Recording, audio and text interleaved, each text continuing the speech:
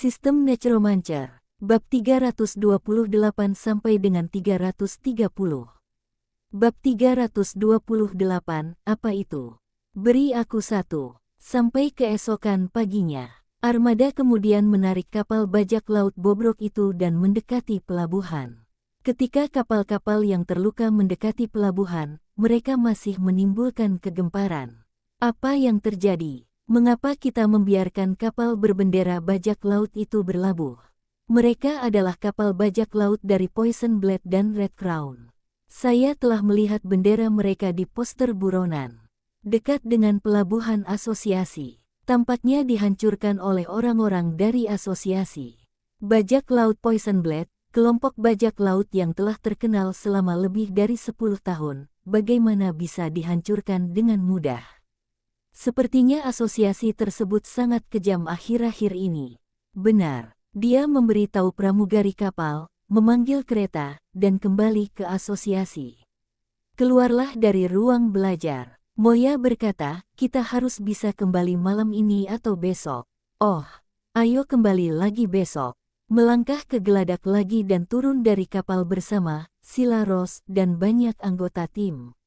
Anggota tim kembali ke ruang tunggu, dan Wu Heng serta Sheila Gui pergi ke ruang belajar Diaken bersama. Setelah mengetuk pintu dengan pelan, dia langsung masuk. Di kamar mayat yang dingin. 2 mayat, yang meninggal cukup menyedihkan.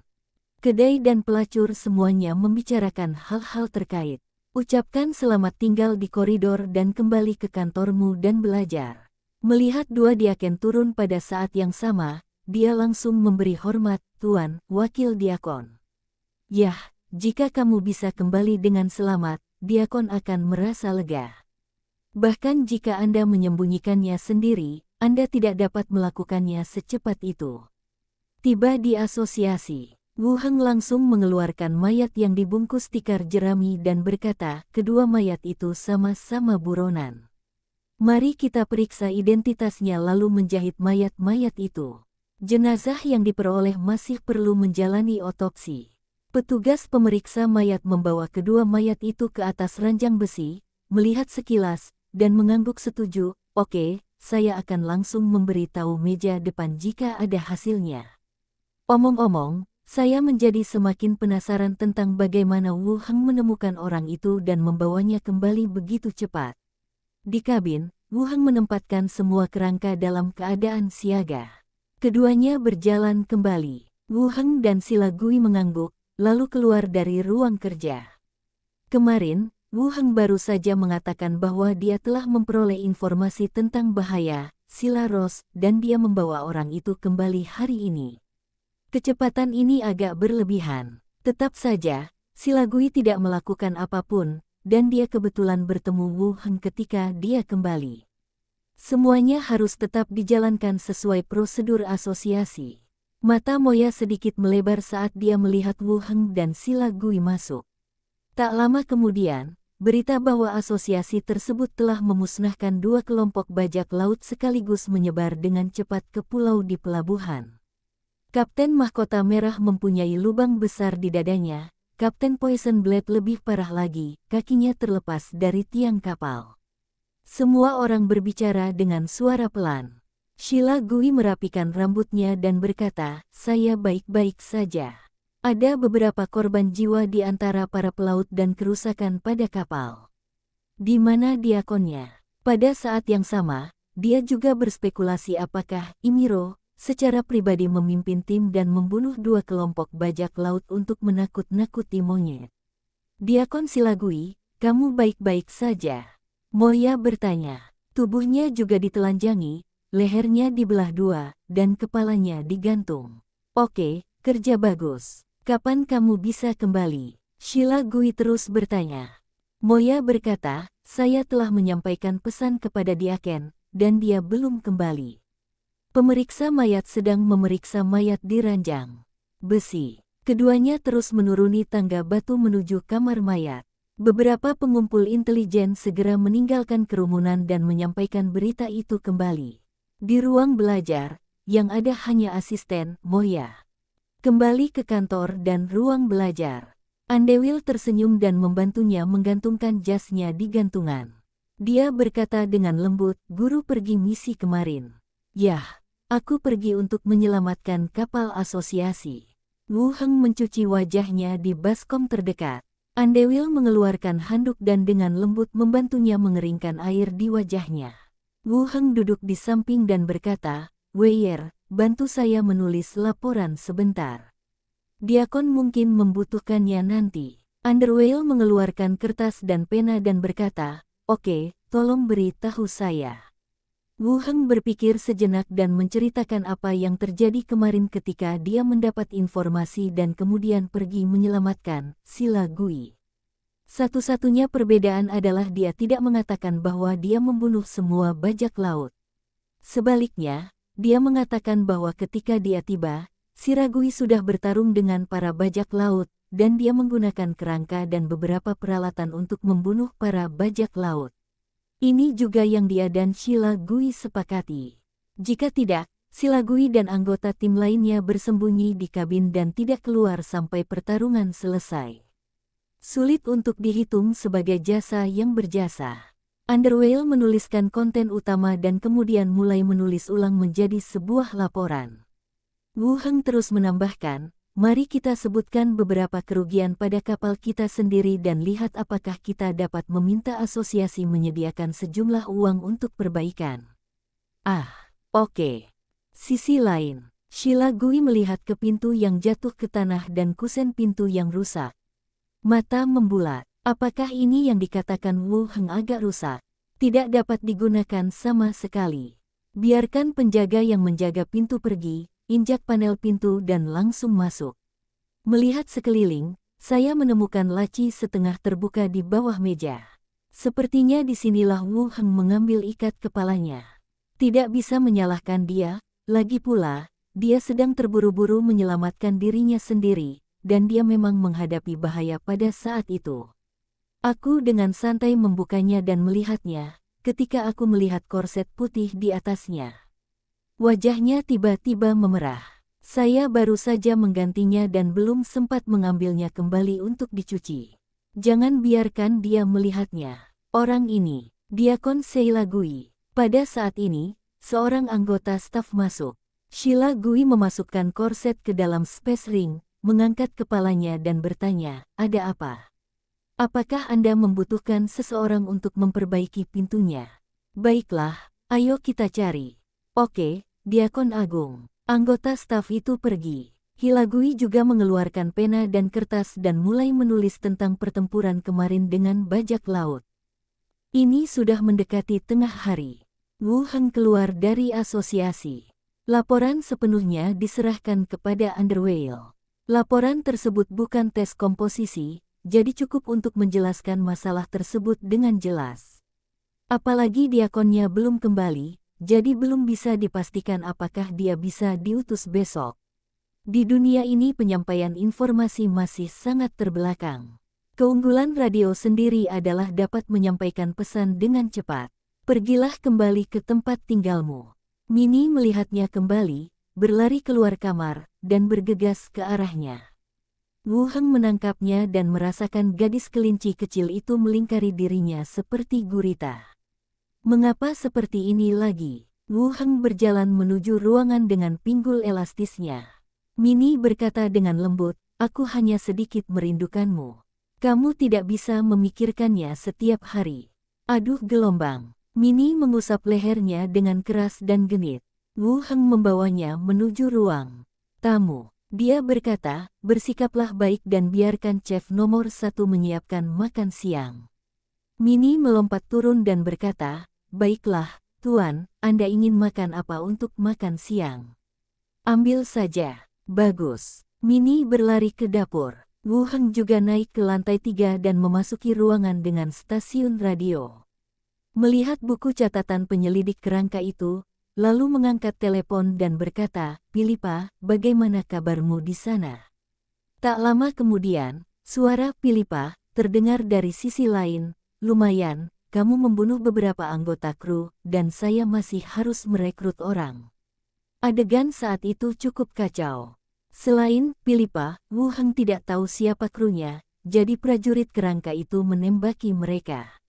Jangankan membunuh beberapa orang, jika tidak semuanya terbunuh, maka dianggap lawannya tersembunyi dengan baik. Selama kamu tidak terluka, kami dapat merekrut anggota kru lainnya jika mereka mati. Mereka adalah orang-orangku yang cakap, mereka adalah para penolong yang ingin menaklukkan laut.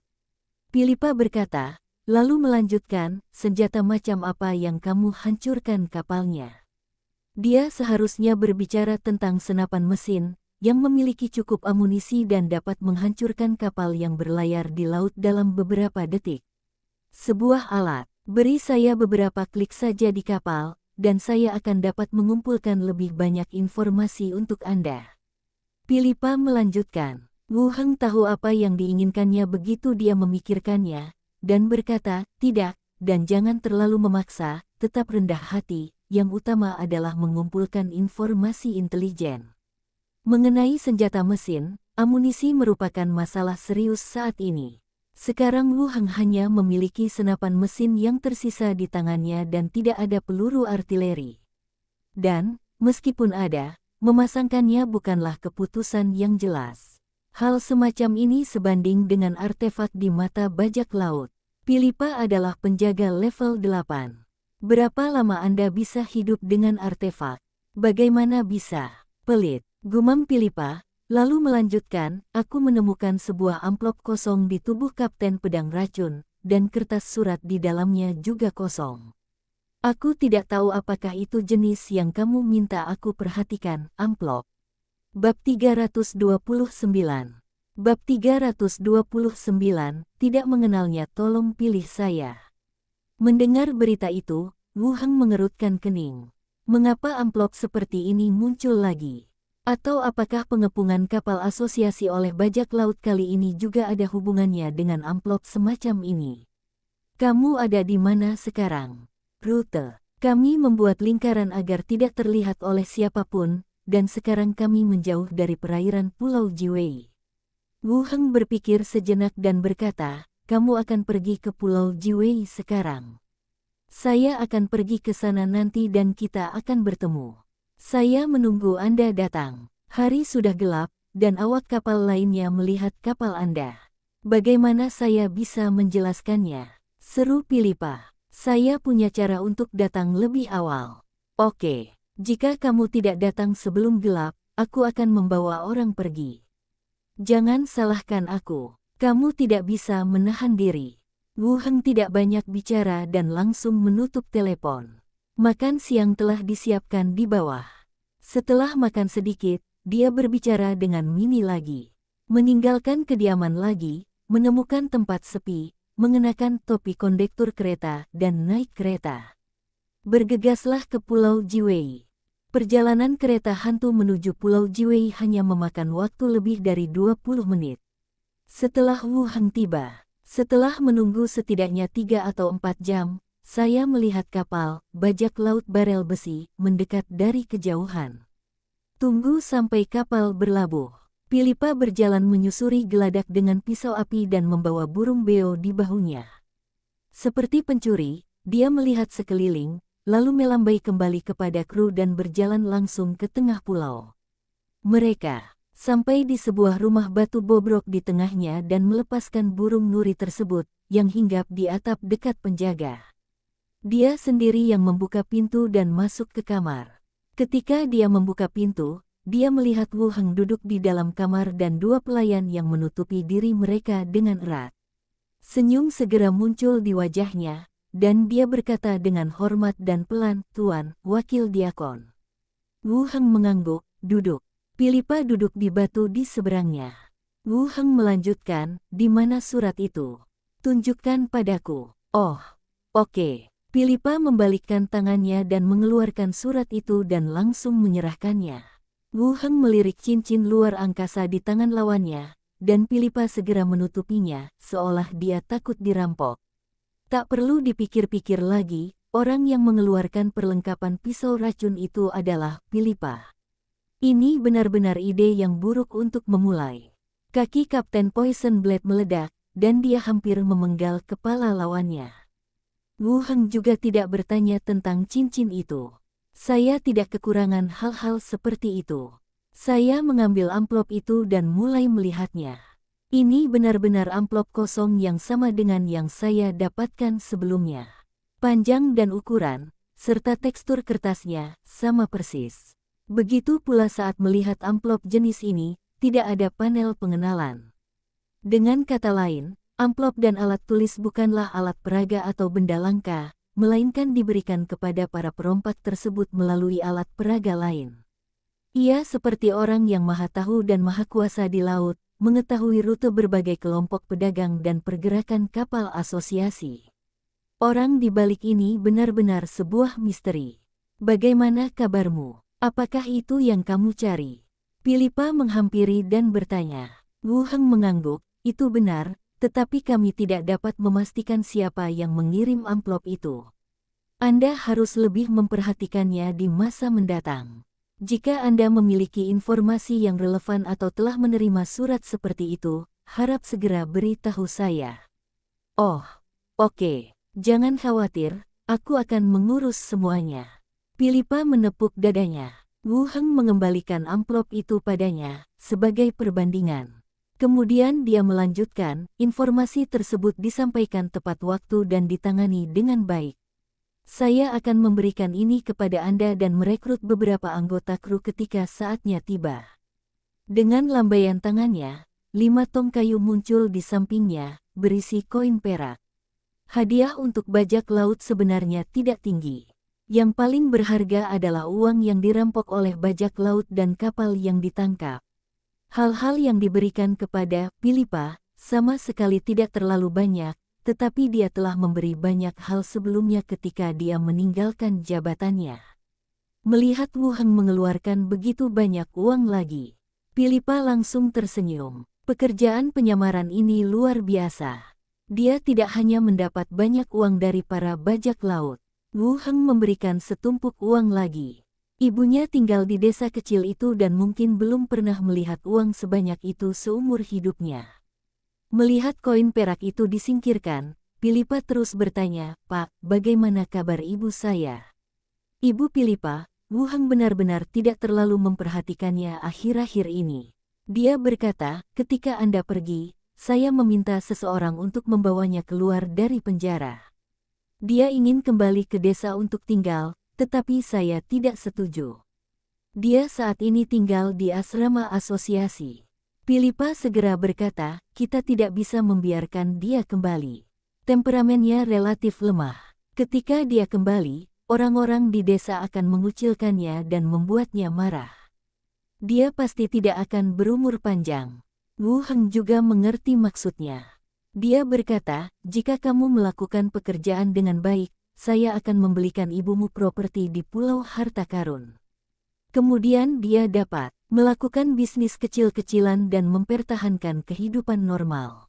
Tidak apa-apa, asal jangan biarkan dia kembali ke desa." Selesai berbicara tentang ibuku, Philippa mencondongkan tubuh ke depan lagi dan bertanya dengan rasa ingin tahu, "Saya tidak ingin peralatan yang menghancurkan kapal. Peralatan kecil yang digunakan oleh deretan kerangka di geladak. Beri saya kantor pusat, saya akan memberikannya kepada Anda. Aku melakukannya jika aku dalam bahaya." Ini berbicara tentang senapan. Wu Heng berpikir sejenak. Philippa sekarang menjadi kapten, tetapi kekuatannya sendiri memang tidak terlalu bagus. Sekarang bilah api dan kerangka melindunginya. Sungguh merepotkan jika menghadapi bahaya sendirian. Saya punya banyak senapan dan senapan mesin ringan, tapi saya khawatir senjata itu akan menyebar dan dibongkar serta dijadikan berkeping-keping. Bagaimanapun, kapal kargo dan kapal barang telah dibuat. Senjata dan artileri, selama Anda mempelajari aspek ini, tidak sulit untuk mereproduksinya. Setelah berpikir sejenak, dia mengeluarkan senapan dari ring luar angkasa dan meletakkannya di atas meja. Mata Philippa langsung berbinar, dan sebelum Wu Heng dapat berbicara, dia tidak sabar untuk mengambilnya. Bagaimana cara menggunakannya? Apakah sama dengan panah otomatis? Wu Heng menghindari arah moncongnya, meraih tangannya, dan berkata, "Jangan arahkan moncongnya ke diri sendiri atau temanmu. Ada kemungkinan salah tembak." Jika kamu bunuh diri, kamu akan menderita kerugian. Philippa juga menyadari bahwa dia sedikit terlalu bersemangat dan tersenyum. Ya, saya mengerti. Wu Heng memegang senapan dan menjelaskan kepadanya keamanan dan cara menggunakannya. Pada saat yang sama, dia berkata, begini cara menggunakannya. Hanya saya yang memiliki senjata ini. Jangan memaparkannya keluar. Jika seseorang menemukannya, akan mudah menebak hubunganmu denganku. Petik 2. Brengsek. Jika kamu tidak mengizinkanku menggunakannya, apa yang akan kamu lakukan untukku? Lindungi dirimu saat menghadapi bahaya. Jika suatu saat kamu benar-benar menghadapi bahaya yang tidak dapat dihindari, kamu tidak perlu terlalu khawatir. Gunakan cara yang saya ajarkan, tembak saja dia secara langsung. Jika kamu di bawah level 15, kamu bisa langsung tembak dia. Dia menyaringnya. Mendengar bahwa dia bisa membunuh target di bawah level 15, Philippa sedikit bersemangat. Senjata yang dapat membunuh profesional level 4 secara langsung. Ini adalah harta karun. Dia mengangkat kepalanya dan tersenyum, terima kasih. Ini adalah peluru, ingatlah untuk menggantinya. Juga, jangan berikan senjata ini kepada orang luar, bahkan satu amunisi pun tidak bertanya lagi. Aku tahu, bodoh sekali aku memberikan alat peraga seperti ini kepada orang lain. Philippa menyingkirkan semua senjata dan pelurunya. Oke, itu saja. Hadiah yang kamu inginkan akan meningkat setelah kamu kembali, jadi berhati-hatilah di masa depan. Aku tahu, kenapa kamu mirip ibuku, gumam Philippa, lalu berkata, bolehkah aku mengganti nama kelompok bajak laut? Nama Iron Bucket terlalu jelek. Bukankah ini yang ditinggalkan ayahmu? Saya tidak mengenalnya. Saya naik perahu hanya untuk menyelamatkan ibu saya. Jangan mengubahnya dulu. Tugas utamamu adalah mengumpulkan intelijen, dan aku tidak berharap kamu bisa menjalankan grup bajak laut. Oke, Andalah bosnya, Andalah yang berhak mengambil keputusan. Keduanya terus mengobrol sebentar dan memutuskan untuk menggunakan Pulau Jiwei sebagai tempat bertemu dan bertukar perbekalan di masa depan. Philippa keluar dari rumah batu, dan burung beo berbulu hijau terbang turun dari atap. Berkicau, wah, kamu suka laki-laki. Diam, bodoh. Kapten, burung konyol. Kamu bodoh. Philippa bertengkar dengan burung beo itu, naik ke kapal dan pergi. Wu Heng juga berjalan, keluar dari rumah batu, mengenakan topi kondektur kereta lagi dan kembali ke Pulau Harta Karun. Bab 330. Bab 330. Ingat apa yang kamu katakan. Malam gelap, terdengar suara serangga berkicau di luar jendela. Wu Heng sedang berbaring di tempat tidur, mengulurkan tangan dan dengan lembut membelai perut Mini. Kulit gadis kelinci kecil itu kencang dan penuh vitalitas, sehalus sutra. Ikuti ke atas, dan kelembutan memenuhi telapak tangan Anda. Mini menoleh ke samping, matanya penuh kelembutan, dan berkata dengan lembut, Tuan, senang memiliki Anda. Mengapa kamu membicarakan hal ini? Mini tersenyum, berbaring kembali, dan berkata, saya merasa sangat beruntung. Ada begitu banyak budak saat itu, dan Anda memilih saya. Sekarang saya bisa makan makanan enak, memakai pakaian indah, dan tinggal di rumah besar. Aku bahkan tidak bisa memimpikannya sebelumnya.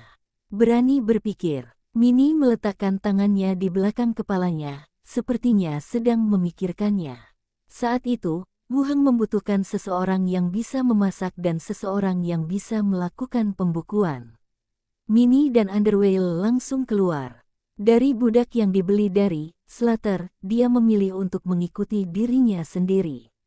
Omong-omong, itu bisa dianggap sebagai pilihan bersama. Sekarang, mungkin karena mereka memiliki makanan yang lebih baik dan lingkungan hidup yang lebih baik, Mini dan Enyer menjadi lebih baik seiring bertambahnya usia. Seluruh Pulau Harta Karun juga memiliki keindahan yang langka. Wu Heng juga tersenyum, saya juga sangat beruntung telah memilih Anda. Wow gelombang, tuannya baik sekali. Wu Heng menepuk pinggang dan pinggul gadis itu, memeluknya. Lalu melanjutkan, ngomong-ngomong, aku akan memberimu tugas. Ah, Misi apa? Mini mengangkat kepalanya dari pelukannya. Di lantai 3, ada ruangan yang digunakan untuk menerima intelijen. Ah, aku tahu kamar mana yang perlu dibersihkan.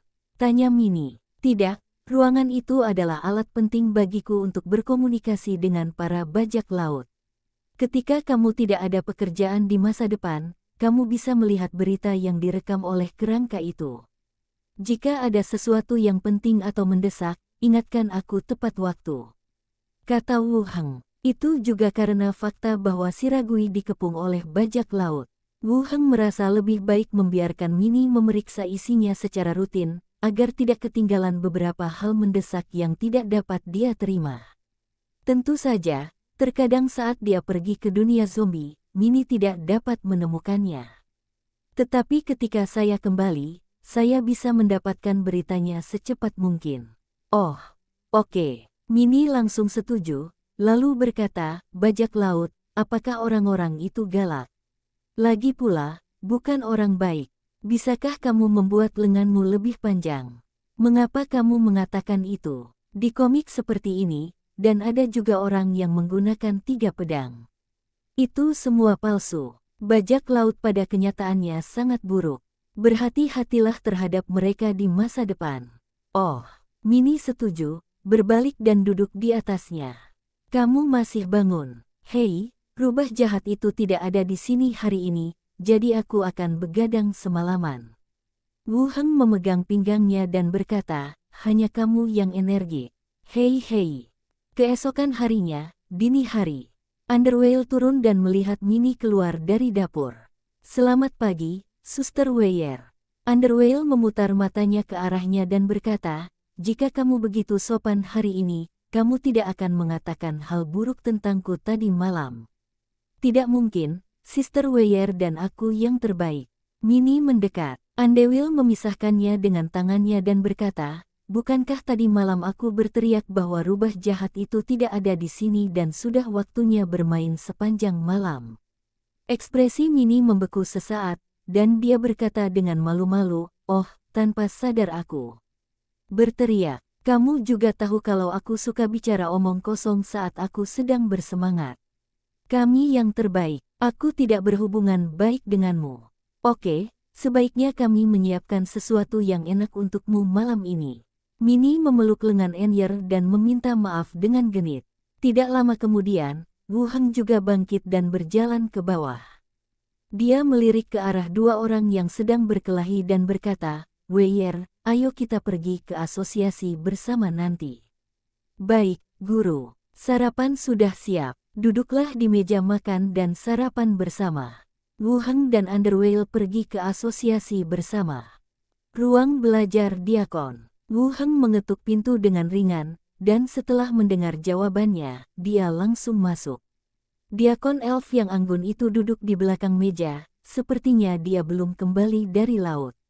Wakil Diakon Shilagui juga sedang duduk di sofa di satu sisi. Dia melihat Wu Heng masuk dan mengangguk. Duduklah, kata Imiro. Wu Heng duduk di hadapan Shilagui. Imiro melanjutkan, Jenderal Sila memberitahuku apa yang terjadi kemarin. Anda melakukan pekerjaan dengan baik, menyelamatkan anggota asosiasi dan membunuh 2 kapten bajak laut. Saya akan menuliskannya ke dalam file untuk Anda. Terima kasih banyak, Diaken. Wu Heng berterima kasih padanya. Meskipun saya tidak terlalu memperhatikan arsip, menulis sebaik-baiknya bukanlah hal yang buruk. Apakah laporannya sudah ditulis? Ditulis. Wu Heng menyerahkan laporannya. Imiro melihatnya sekilas dengan kasar, mengesampingkan laporannya, dan berkata, baiklah, jangan melaut akhir-akhir ini. Saya akan mengatur pemeriksaan internal dalam beberapa hari ke depan. Dimengerti. Keduanya mengangguk. Oke, Shilagui kembali dulu, Wu Heng, mohon tinggal sebentar. Shilagui berdiri, membungkuk dan pergi, mengedipkan mata pada Wu Heng sebelum pergi. Tunggu sampai pintunya tertutup. Imiro melanjutkan, ceritakan lagi ceritanya. Wu Heng mengangguk dan menceritakan kisah mendapatkan informasi dari Pilipa, dan kemudian pergi ke laut untuk menyelamatkannya. Imiro berpikir sejenak dan berkata, apakah gadis bajak laut kecil yang kamu atur tahu dari mana para bajak laut mendapatkan informasi tersebut? Mampu memahami secara akurat pergerakan kapal asosiasi, yang bukan merupakan sesuatu yang bisa dilakukan oleh bajak laut biasa. Paling tidak, Imiro tidak berpikir bahwa dua kelompok bajak laut, Poison Blade dan Red Crown, memiliki kemampuan ini. Tentunya diduga ada yang memberikan informasi. Wu Heng berpikir sejenak dan berkata, dia juga tidak tahu. Dia bilang dia pergi merekrut pelaut dan mendengar percakapan orang-orang ini. Kemudian dia menambahkan, tetapi amplop kosong itu ditemukan di tubuhnya. Mata Imiro langsung menyipit, apakah ini ada hubungannya dengan amplop kosong itu lagi? Ada kemungkinan teks di amplop itu hilang. Saya tidak tahu apakah isi kirimannya ada hubungannya dengan kali ini. Imiro mengerutkan kening dan berpikir sejenak, lalu berkata, saya tahu tentang masalah ini. Anda dan gadis bajak laut kecil itu telah melakukan pekerjaan dengan baik. Biarkan dia terus bekerja keras. Asosiasi akan mencatatnya dan mendanainya. Pengembangannya nanti. Oke, kamu harus kembali dulu. Aku akan memberitahumu jika terjadi sesuatu. Wu Heng memberi hormat dan kemudian keluar kamar. Kembali ke ruang belajar. Underwhale sedang memandikan burung hantu kecil. Lihat Wu Heng kembali, tersenyum dan berkata, apakah asosiasi sedang mendiskusikan urusan Anda? Ada apa? Wu Heng duduk di samping. Itu karena kamu menyelamatkan Diakon Agung Silagui dan yang lainnya sendirian. Dikatakan bahwa kekuatanmu hanya lebih rendah daripada Diakon Imiro. Enyer menoleh dan berkata sambil menggosok burung hantu. Asosiasi mengetahuinya. Ya, kita semua sedang mendiskusikannya, kata Underwhale, dengan rasa bangga di wajahnya. Setelah 2 hari berdiskusi, semua orang melupakan masalah ini. Wu Heng mengemasi barang-barangnya dan berkata, Weyer, aku pulang dulu.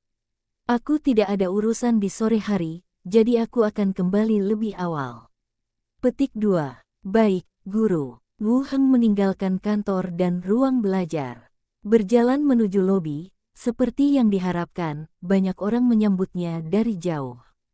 Sepertinya dia menjadi terkenal secara tiba-tiba. Dia mengangguk sebagai jawaban, dengan cepat keluar dari asosiasi dan berjalan menuju kediamannya. Kembali ke kediaman, saat itu baru sekitar tengah hari. Tangan, Mini, makan siang bersama lalu berjalan ke atas. Meski Mini mengatakan tidak ada informasi penting di buku catatan stasiun radio, dia tetap masuk dan melihat sendiri. Sebenarnya tidak ada informasi penting, semuanya tidak masuk akal. Rasanya seperti Pilipa memperlakukan stasiun radio sebagai lubang pohon masalah, dan kapanpun dia memiliki sesuatu, dia harus berbicara ke mikrofon. Setelah memastikan bahwa tidak ada informasi yang Anda perlukan, dia terus naik ke lantai 4 dan memasuki ruang alkimia. Sisihkan bahan-bahan yang dibeli, lalu berjalan ke rak lemari di samping dan lihat obat-obatan yang sudah jadi di atasnya. Kali ini, selain beberapa obat-obatan yang biasa digunakan yang dibutuhkan Wu Heng, ada juga 8 botol ramuan inti mayat tingkat pertama yang ditempatkan. Efisiensi produksi masih relatif tinggi. Terakhir kali saya membawanya kembali dari pasar militer, belum lama ini. Singkirkan semua ramuannya, Wu Heng langsung keluar kamar. Buka pintu di ruang belajar dan pergi ke dunia zombie. Area pabrik tua, asrama. Wu Heng melepaskan Xiao Xiao dan memintanya untuk menemukan ibunya. Saya datang ke jendela dan melihat keluar. Konstruksi sedang berlangsung baik di dalam maupun di luar pabrik. Selain tembok internal dan beberapa benteng, pasar yang direncanakan juga sedang dibangun di luar. Mesin pengait sedang menggali fondasi, dan sejumlah besar orang membersihkan gulma setinggi setengah orang. Saat ini, Qi Hancai lewat di bawah. Wu Heng mengeluarkan walkie-talkie, menekan tombol dan berkata, Qi Hancai, kemarilah. Menerima, jawab Qi Hancai dan berjalan cepat ke atas. Segera, ada ketukan di pintu. Memasuki, pintu terbuka dan Qi Hancai mengintip ke dalam. Melihat hanya ada Wu Heng dan dua pelayan di ruangan itu, dia segera menjadi sedikit gugup. Dia menundukkan kepalanya setengah, melirik ke tempat tidur di sebelahnya, dan kemudian ke pihak lain. Bagaimana kehidupan di sini? Wu Heng bertanya. Hah? Qi Hancai tertegun dan tanpa sadar menjawab, cukup bagus. Wu Heng memandangnya dan berkata, apakah kamu masih ingat apa yang aku katakan? Ada keterampilan dalam mengambil inti mayat. Mendengar kata-kata ini, Qi Hancai merasakan detak jantungnya semakin cepat. Ingat, jika Anda bersedia untuk tinggal dan berjanji untuk tidak mengungkapkan masalah ini, saya dapat memberi Anda inti mayat yang tidak memiliki efek samping.